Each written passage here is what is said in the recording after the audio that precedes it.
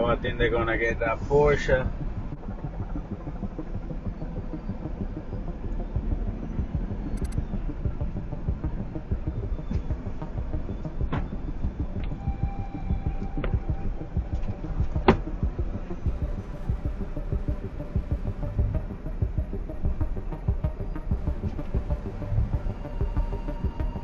Who what I tell you?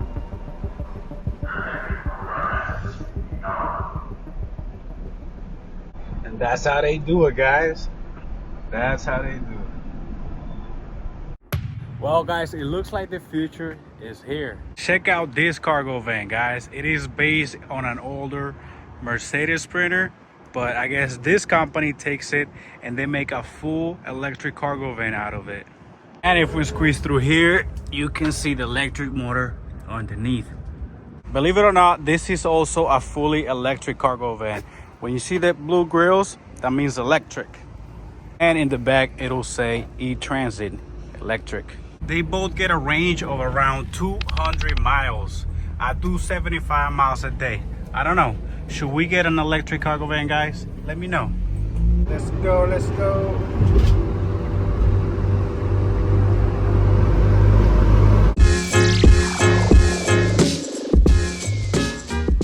Alright guys, so let's talk about why I never went OTR. A lot of you have been asking this question, and a lot of you have been mistaking what I do for taking loads over the road, aka OTR. Now, for the ones that don't know, when it comes to the cargo van business, the three main things you can do to make money right away is gig apps, local contracts, or going OTR. Starting with the gig apps. The gig apps are great to make quick money, and it's great if you want to stay as a one-man operation type of business.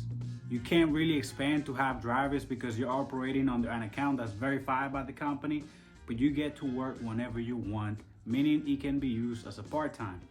If you do gig apps full-time, in order to maximize your opportunities to make more money, you should work for more than one application. You might get something in one while you're still waiting in the other. OTR, or going over the road, means you're transporting loads over long distances, usually across state lines.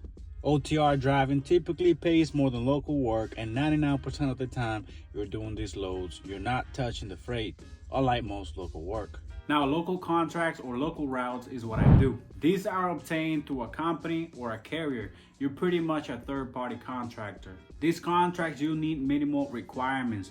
Usually your LLC formation, business bank account, cargo vans, along with insurance. No crazy certifications like hazmat, no tweak car, although it's good to have those. And also, you don't need your own authority, aka MC or DOT number, in order to do local work. Once you get your first contract, you pretty much just come in at your set time and location. You pick up and you go on your route. It's pretty much the same routine every day, therefore it's a lot smoother. You don't have to constantly look and bid for loads. You pretty much know what you're doing already.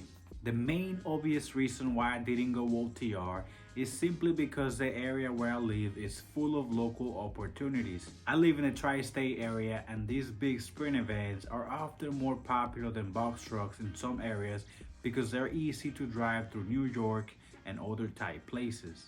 What I love the most about these local contracts is that they give you an opportunity to scale your business up by hiring more drivers to work under your fleet if you're able to find more routes. And at the beginning, it was also a lot easier to start because I didn't have to get a big sprinter. And when it comes to starting a cargo van business, the cargo van is the biggest expense. So I was able to roll a dice on a fairly cheap $5,000 cargo van that was perfect for local work.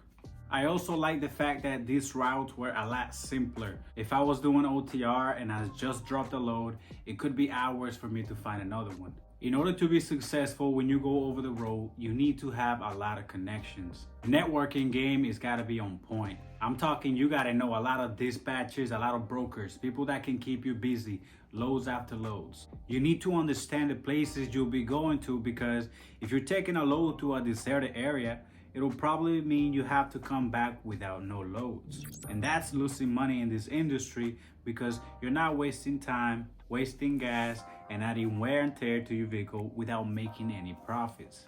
Now, let's say you're taking a load from Texas to Atlanta. You're not gonna find a load back to Texas right away. You'll have to continue taking loads to different states until you end up in Texas. And that's when you can be like, okay, let me take some time off until I get back over the road. Breaking down in the middle of nowhere, that could be a serious issue. Tow trucks are very expensive, and that's not even including the cost of repairs that goes along with it. And like I mentioned before, you have to be very patient. If you just drop the load, you might be waiting for hours until your next load. This is where you hang out at a Walmart parking lot, or if you're smart, you go to the nearest airport or the nearest big city. When you're going OTR, you have to worry about booking hotels or sleeping in the cargo van if you want to save some money. So you'll have to do a little bit of camping, and I did a lot of that in the US Army, so I really just wanted to stay in one place. And last but not least, you're going to miss home. Remember, OTR means you're going to be traveling through different states, and unfortunately, the busier you are, the longer you stay away from home. But if you're single with no kids, this could be the total opposite. You could easily travel the whole United States and enjoy it and make money while at it. Now, I'm not trying to discourage you from going OTR. Like I said, as long as you do research and as long as you have those connections to keep you busy and get you loads after loads, you could make more money going OTR rather than local contracts. But you gotta have that network, and you gotta be open to learn, because every day is a learning process. Even though they are in the same industry, going OTR and local contracts, there still are two very different experiences. But for me, I'd rather do local contracts. It may be less profitable, but the money is more steady. Also guys, the peak season is here.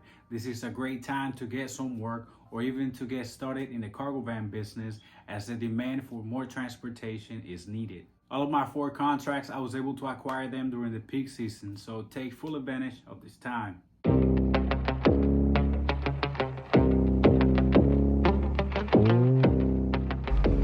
All right guys, time to wrap it up for the day.